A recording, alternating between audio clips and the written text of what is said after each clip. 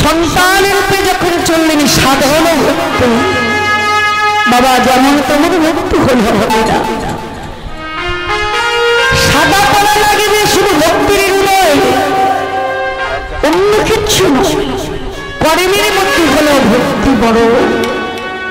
জ্ঞান বিবেক আর ভক্তি এরা হলো তিন ভাই বোন, তাই না? জ্ঞান বিবেক আর ভক্তি, জ্ঞান হলো বড়, ভক্তি হলো বিবেক হলো মেজ আর ভক্তি হলো ছোট। তাই আজকে প্রত্যেকটা মানুষের জীবনে এরা এক একটা সময় অনুযায়ী বসবাস করে, তাই না? এই আপনাদের বিবেকে বৈরাগ্য দিয়ে জ্ঞান উপার্জন করে আশা জেগেছে, হৃদয়ে কৃষ্ণ প্রেমে জেগেছে, কৃষ্ণ ভক্তি জেগেছে কিনা হরিবাসন করো। এই হরিবাসন করার জন্য কত জন্মের সুকৃত থাকতে হবে, এক জন্মের নয়, তবেই হবে মহৎ হরিবাসন। আমি যে কীর্তন গাইতে এসেছি, আমারও পিতা মাতার গত জন্মের সুকৃত ছিল, তা নইলে কি আমি ওই জন্মে কীর্তন গাইতে পারতাম? তাহলে প্রত্যেকটা জিনিস আজকে হরিদাস ভগবানকে সন্তানের রূপে তার সঙ্গে নিয়ে চললেন তার গৃহে। গৃহে গিয়ে মাধবীকে ডাকছে, মাধবী মাধবী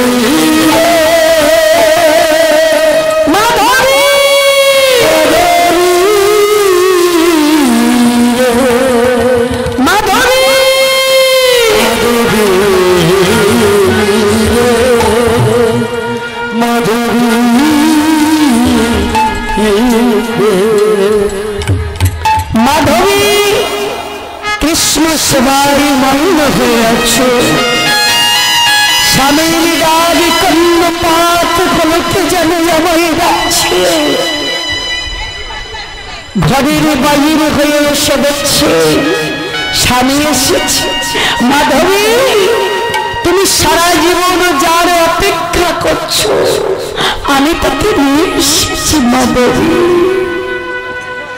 স্বামী তুমি তোমার নয়নে দেখতে পাবে না, তুমি আমায় স্পর্শ করো।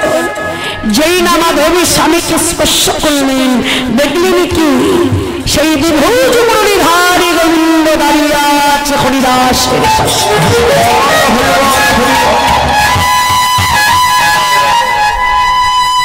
বিভূজ মুরলীধারী গোবিন্দ যখন দাঁড়িয়ে রয়েছে, মাধবী আর কিছু বললেন না, সঙ্গে সঙ্গে স্বামীর চরণ তলে লুণ্ঠিত হয়ে পড়ল।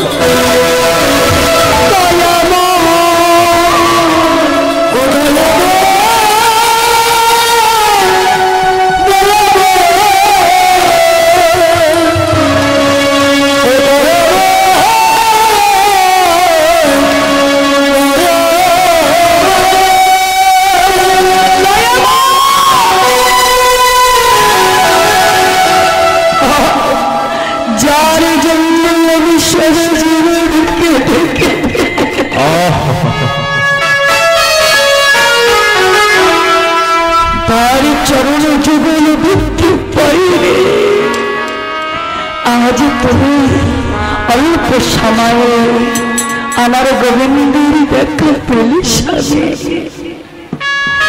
আমি আর কিছু চাই না, আমি ভালো চাই না, ধন চাই না, ঐশ্বর্য চাই না, শুধু চাই আমার গোবিন্দ। তুমি আমার গোবিন্দ চরণ দিয়েছ কৃপা করে, আমি ধন্য হয়েছি স্বামী, আমি ধন্য হয়েছি। রাধে রাধে রাধে রাধে। আমার মা পাপা আর গীতা গান করেছেন, হরিবাস মায়ের জন্য আশীর্বাদ করবেন।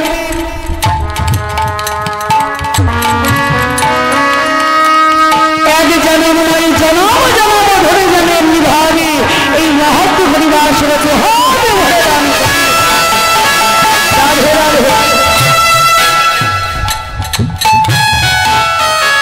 তো আজকে আমাদের সময়টা অনেকটা অতিবাহিত হয়ে যাচ্ছে বাবা, 5:30 বেজে গেল। আজকে মাধবী তার স্বামীকে দিয়েছিল বলে আজকে দেখেছি কেমন ভাবে কৃষ্ণ ভক্তি হলো, কৃষ্ণকে পেয়ে গেল, ভক্ত ভগবানের এখানে মিলন হলো। কিন্তু সেই নদী আর চাঁদ গৌর হরি হেমশাই অতি গোড়া সমুদ্র হর্ষতরা যত জন নয়ন আনন্দ পীড়িত মূরতি কিয়া রূপ সর্বধর ওই ছনপতি অঙ্গবন্ধ। তো আজকে যে দিনটা চলছে ছোট্ট করে বলবো, এই যে হোলি খেলা বা হোলিকা কার নাম ছিল? হিরণ্যকশ্যপুরের বোনের নাম ছিল হোলিকা। হিরণ্যকশ্যপুরের বোনের নাম ছিল হোলিকা। কৃষ্ণ ভক্ত পরায়ণী ভক্ত প্রহ্লাদ কৃষ্ণ নাম ছাড়েনি, তাই তার পিতা কখনো স্তম্ভের মধ্যে, কখনো নদীর মধ্যে, কখনো তপ্ত তেলের গলাতে কৃষ্ণ নাম ছাড়াবার কত না কিছু করলেন, তবুও নাম ছাড়ছে না। যখনই তপ্ত তেলের গলাতে যখন বসিয়ে দিচ্ছে মাগো, তখন দেখছে কি কৃষ্ণের কোলে বসে আছে।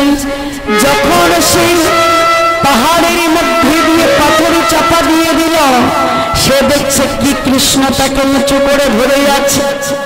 তাহলে কেমন ভক্ত চিন্তা করুন। আর আমরা জাগতিক জগতি নরধাম ভক্ত, যদি একটু বিষ পান করি, যদি একটু গলা বেশি কেউ দড়ি দিয়ে রশি দিয়ে দেয়, কি করে গো? সঙ্গে সঙ্গে তার নিয়ে চলে যায়। তাহলে বুঝতে পারছি কৃষ্ণ ভক্তের কি গুণ। আজকে ভক্ত প্রহ্লাদ এমনি ভাবে যখন তুত হচ্ছে, হিরণ্যকশ্যপুর আর থাকতে পারলেন না, বলছে দেখো ওকে এত কিছু করে যখন মরছে না। হোলিকা বললেন দাদা, দাদা চিন্তা করিস না, তুই চিন্তা করিস না, আমার কাছে দে। এবারে হোলিকা প্রহ্লাদকে কোলে নিয়ে যখন অগ্নি কুণ্ডের মধ্যে বসেছে, কি হলো? নিজে পুড়ে ভস্ম হয়ে গেল। প্রহ্লাদ কৃষ্ণের কোলে বসে রইল। এখান থেকে গতদিন যে আমরা চাচর যেটা বলা হয় পোড়ানো হয়, তাই না? চাচর কেন পোড়ানো হয়? ওই হোলিকার দেহটা যখন পুরো ছাই হয়েছিল, এই জন্যই জাগতিক জগতে শুধু কলিযুগে নয় সত্যযুগ থেকে হয়ে আসছে। আমরা ভারতবর্ষে বলি ন্যাড়া পড়া, আপনাদের দেশে কি বলে জানি না, মনে হয় চাচর চাচর বলে, তাই না? তো গতদিন হয়ে গেল চাচর।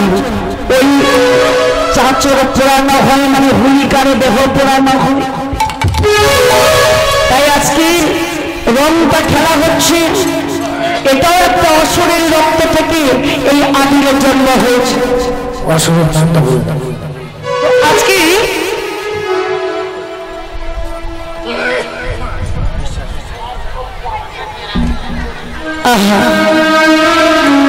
তো আজকে সেই আবির আমরা জাগতিক জগতে সমস্ত ভক্তগণ অঙ্গে মাখি। আবির আবির রাঙা হলো ব্রজের গোপাল, শুধু ব্রজের গোপাল নয়, আমরাও আবির নামে অসুর, তার রক্ত থেকে আবিরের সৃষ্টি হয়েছিল। তাই আজকে জাগতিক জগতে এটা রং হিসাবে আমরা সবাই মাখামাখি করছি। তাহলে আজকে সেই হোলির দিন, হোলি খেলা, এটা আমাদের ভারতবর্ষে মারোয়ারিরা খেলে।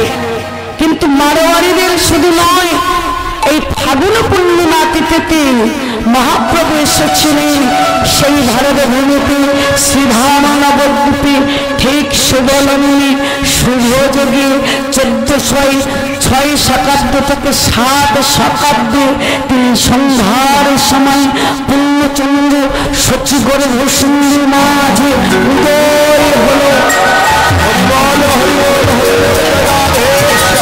তাই আজকে দেখুন সেই পূর্ণচন্দ্রের জ্যোতি পীড়িতি মূরতি কিয়া রূপ সর্বপদের হয়েছে না প্রতি অঙ্গ বন্ধ। আজকে সকলে ভক্তের সঙ্গে প্রীতি নিরতি তাদের স্বরূপ দর্শন করি। আজকে কি হলো জানো? আজ কি নবদ্বীপ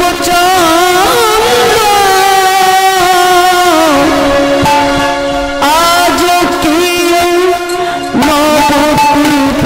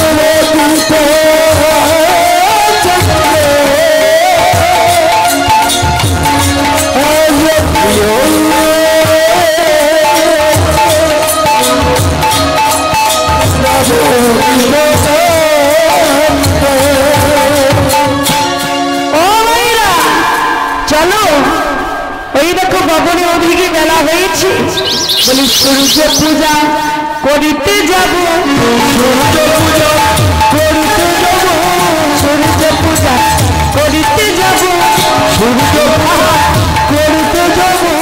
আরে বিলম্ব করো না গো, সূর্য পূজা করিতে যাব।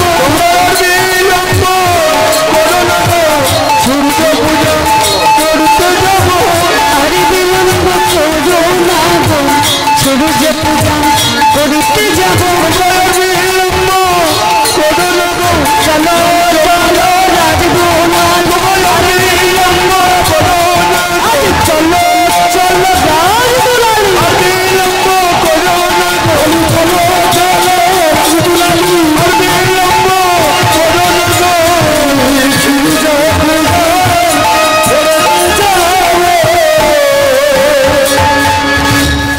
মা জয়ী বিনয়ী পুনঃ বসনে প্রীত তনু কহদ্বয়ী পূজা বসু।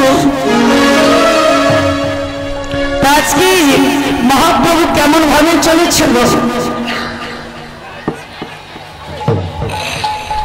কেমন ভাবে চলেছে, তার ভাব কেমন গজ গানের মতো।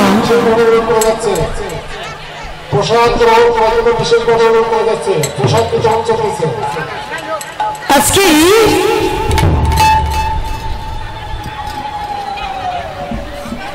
যখন মহাপ্রভু গজগামিনীর মতো চলেছেন, নদীয়ার পথ দিয়ে টুলে টুলে যখন চললেন, আমার মা বিনয়ী পুনঃবসনে প্রিয়তম কহতই পূজা বসু। আজকে সূর্য পূজার ভাবে যখন চললেন, নদীয়ার নাগরে নাগরে ঠিক আপনাদের মতো রমণীগণ তারা আরো বিলম্ব না করলেন। মহাপ্রভু যাচ্ছে কেমন ভাব গো, কেমন ভাবে যায়, কেমন ভাবে যায় জানো? কামিনী কাম বলি তুচ্ছ মানস,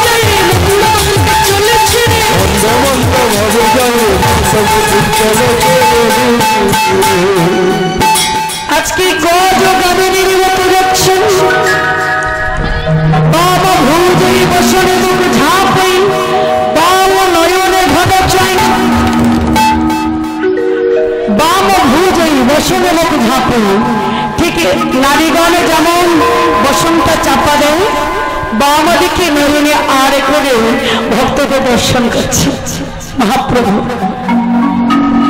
নয়নে নির্জনে পরিপূর্ণ।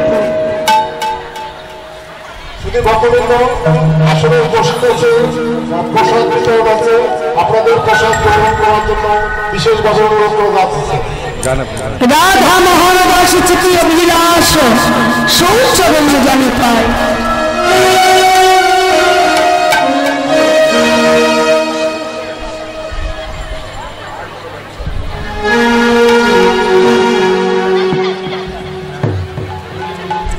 আজকে রাধা মোহন দাস এক পাশে দাঁড়াই লীলা অনুসরণ করে কি বলছি গো যারা ভাই আস্তে আস্তে ও মাইরা সেই নবদ্বীপ লীলা যখন মহাপ্রভু যাবার ভূমিকা দর্শন করে ওই মহাপ্রভুর চরণ যুগলে আশ্রয় নিয়ে রাধা মোহন দাস বললেন দয়াময় দয়াময় ওগো দয়াময় তোমার চরণ যুগলে ছাড়া আমায় করা তোমার চরণ যুগল ছাড়া আমায় করো না গো। দাও দাও চরণ ধুলি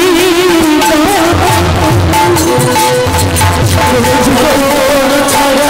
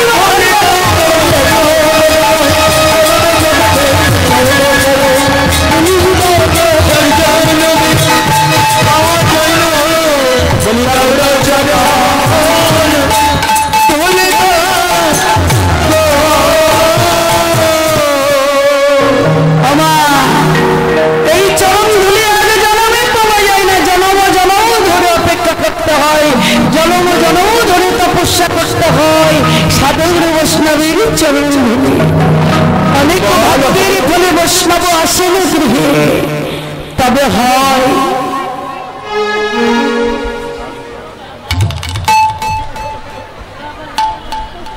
আহা তবে কি হয় মহাজন বলছেন অনেক ভাগ্যের ফলে বৈষ্ণব আসেন গৃহে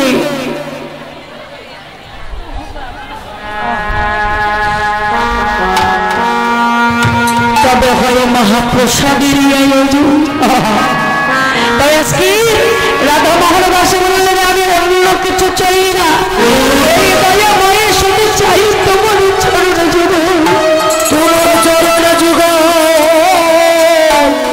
তোমার চরণ ছাড়াই আমি আর যাই না।